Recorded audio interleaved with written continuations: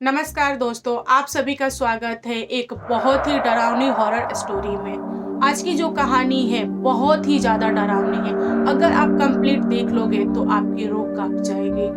तो चलिए बिना समय बिताए इस कहानी को स्टार्ट करते हैं। आज की जो कहानी है ये है यूपी के एक छोटे से गांव की। उस गांव का नाम है चित्रौली, जहां पे एक मुखिया का परिवार रहता था और इस मुखिया का नाम है रघुराम। रघुराम जी दिल के काफी अच्छे हैं, गांव के मुखिया है, सबकी मदद करते हैं। लेकिन ठीक उनके अपोजिट उनकी वाइफ है। उनकी किसी से भी नहीं बनती। वो बहुत ही ज्यादा झगड़ालू है, लालची है, सेल्फिश है। मतलब जितनी भी कमियां बोलो उनकी वाइफ के अंदर है। रघुराम जी का जो बड़ा वाला बेटा है रामू, वो है 20 साल का। और गांव के सारे लोग बोलते थे रघुराम जी को कि आप अपनी बेटी की शादी करा दो, क्योंकि आपका बेटा ठीक ठाक है और 20 साल का हो भी गया है, घर में बहू आएगी तो आपकी वाइफ की थोड़ी मदद हो जाएगी।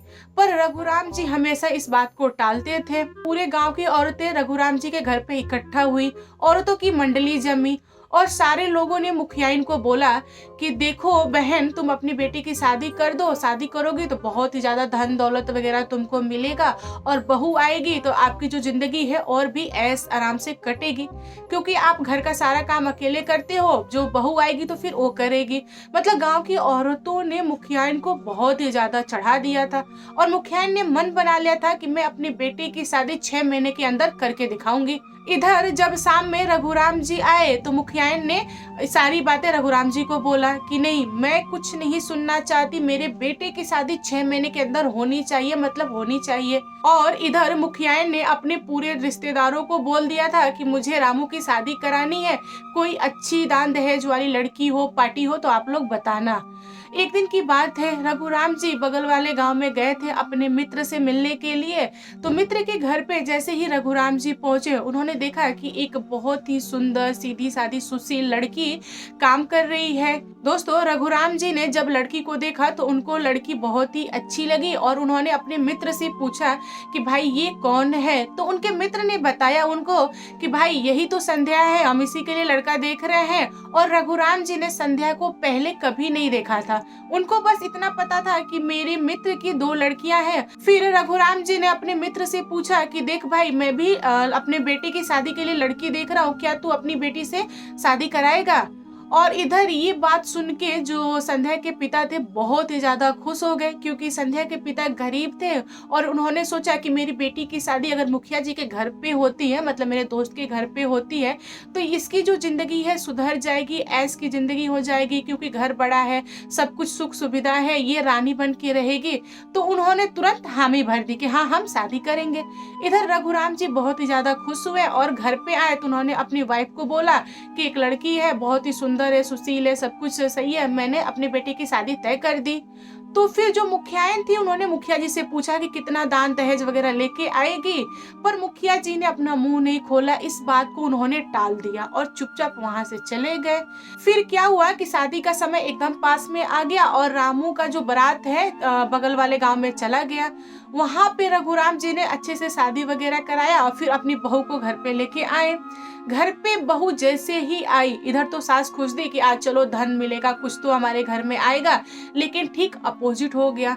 बहुत ही ज्यादा गरीब होने की वजह से संध्या कुछ लेके घर पे नहीं आई थी। वो सिंपल जो कपड़े पहनी थी वही कपड़े में घर आई थी। और रघुराम जी ने भी अपने मित्र को बोला था कि मुझे संध्या ही चाहिए, इसके सिवा मुझे कुछ नहीं चाहिए और मैं संध्या को अपनी बेटी बना के रखूंगा। और गांव की जो औरतें हैं खुसुर पुसुर बहुत ज्यादा कर रही हैं, कि मतलब खुसुर पुसुर में सारी औरतें शिकायत बोल रही थी कि देखो मुखियाइन है और इनके घर में तो कुछ बहू लेके नहीं आई है, बहू कैसी है, खाली हाथ चली आई, ऐसे वैसे। मुखियाइन को बहुत बुरा लगा और मुखियाइन का बहुत ही ज्यादा पारा चढ़ गया। फिर मुखियाइन ने उस समय तो कुछ नहीं बोला। धीरे धीरे शादी के 2-3 दिन बीत गए। फिर मुखियाइन ने संध्या को टॉर्चर करना चालू कर दिया। गाली देती थी कि तुम्हारे घर वाले कैसे हैं, कुछ नहीं दिया, ऐसे वैसे बोल के बहुत ज्यादा काम करवाती थी। हमेशा संध्या की बेइज्जती, उसके घर वाले की बेइज्जती करती रहती थी मुखियाइन। दोस्तों, मुखियाइन ने सास वाला पूरा का पूरा रूप दिखाया और उनको बिल्कुल भी अच्छा नहीं लगता था कि रामू संध्या की बातें सुनता है। फिर रामू को भी उन्होंने भड़काना चालू कर दिया। फिर क्या हुआ कि रामू रामू भी संध्या पे हाथ उठाने लगा। मतलब माँ बेटी मिलके इतनी ज्यादा टॉर्चर करते थे संध्या को कि संध्या एकदम टूट सी गई थी। एक दिन की बात है, रात के समय पे किसी का बारात आया था गांव में। जो रामू था वो चला गया बारात में।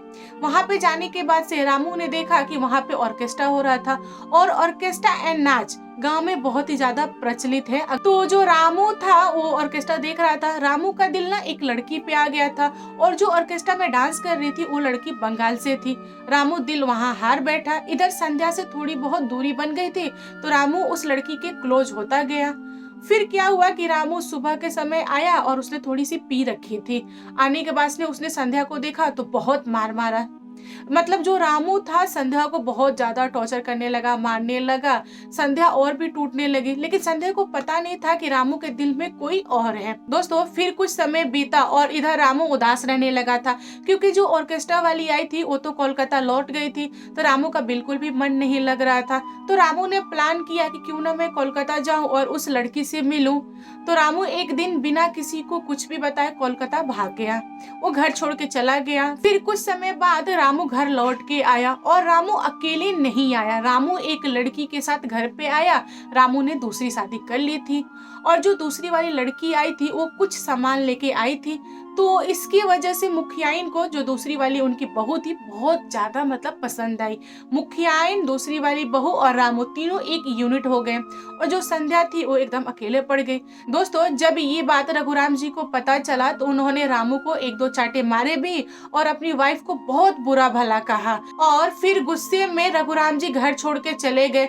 इधर जो मुखियाइन थी उन्होंने डांट सुनने की वजह से उनका पारा बहुत ज्यादा चढ़ गया। उन्होंने सोचा कि आज संध्या की वजह से मुझे डांट पड़ी है और संध्या के पक्ष में मुखिया जी ने मुझे डांटा है तो मैं इस संध्या को छोड़ूंगी नहीं।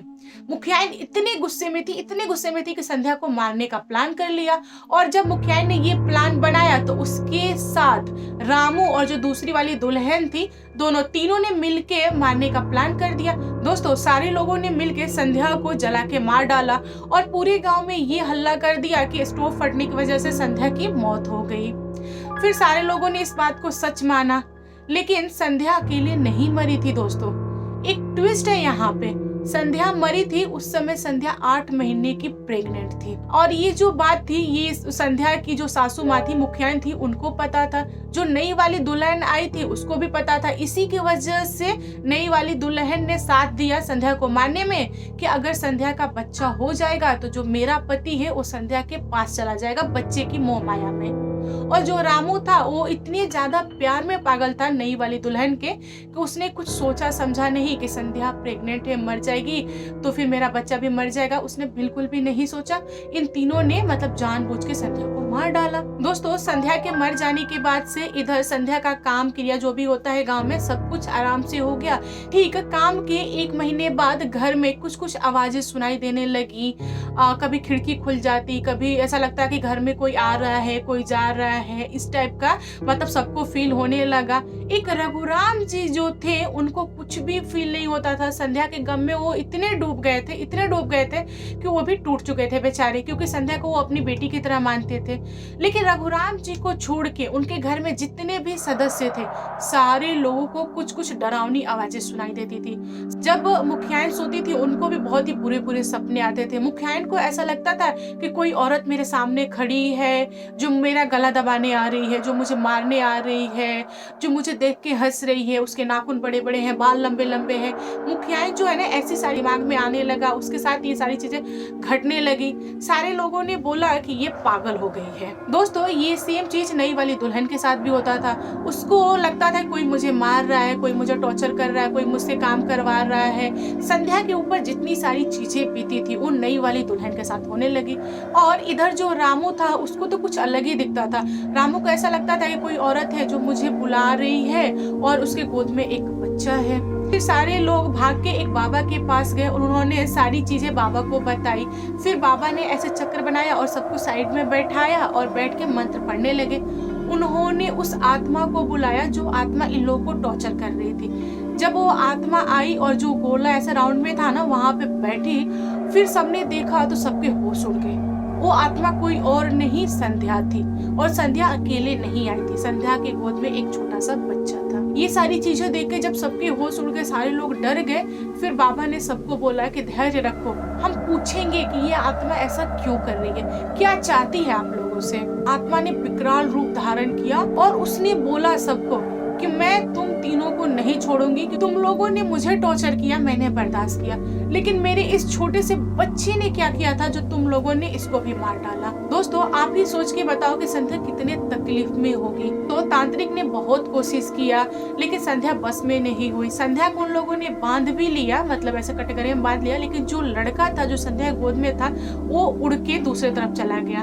और तांत्रिक ने बताया कि संध्या मरी तो चुड़ैल बनी, और जो संध्या का बच्चा था उस समय वो पेट में 8 महीने का था, और ये जो संध्या ने 1 महीने शांति से रहा, किसी को कुछ नहीं किया, उस समय संध्या अपने बच्चे को जन्म दे रही थी। मर गई तो क्या, पेट में बच्चा था तो बाहर आना ही था ना। और जो बच्चा मतलब बाहर आया, प्रेत वाली दुनिया में बाहर आया, फिर वो बच्चा प्रेत बन गया। तो संध्या को तो तांत्रिक ने बांध लिया, बट वो जो संध्या के गोद में बच्चा था उसको तांत्रिक नहीं बांध पाया, क्योंकि बच्चे ने कोई गलती नहीं किया था। इसकी वजह से जो बच्चा था बहुत ही मजबूत प्रेत आत्मा बन गया था, और वो प्रेत आत्मा जिसने कोई गलती नहीं किया था उसको बांधना बहुत ही मुश्किल होता है।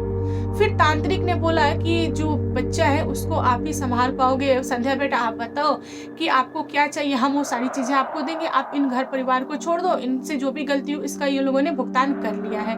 तो संध्या को बहुत मनाने के बाद से संध्या ने बोला कि ठीक है, मेरे साथ जो हुआ सो हुआ, मैं इनको माफ कर दूंगी, बट इन्होंने मेरे बेटे का बहुत सारा चीज इन्होंने छीना है, तो इनको भुगतान करना पड़ेगा। तांत्रिक के पूछने पर संध्या ने बोला कि आज मेरा बेटा बहुत छोटा है, इसको दूध चाहिए, पानी चाहिए, कल को ये थोड़ा बड़ा होगा तो खाना चाहिए, खेलने के लिए चीजें चाहिए, फिर ये थोड़ा सा बड़ा होगा तो इसको कपड़े वगैरह चाहिए, क्योंकि ये अपनी एज पूरी होने से पहले मर गया है, तो इसको सारी चीजें चाहिए और ये लोग भुगतान करेंगे, तो मैं इन लोगों को माफ करूंगी।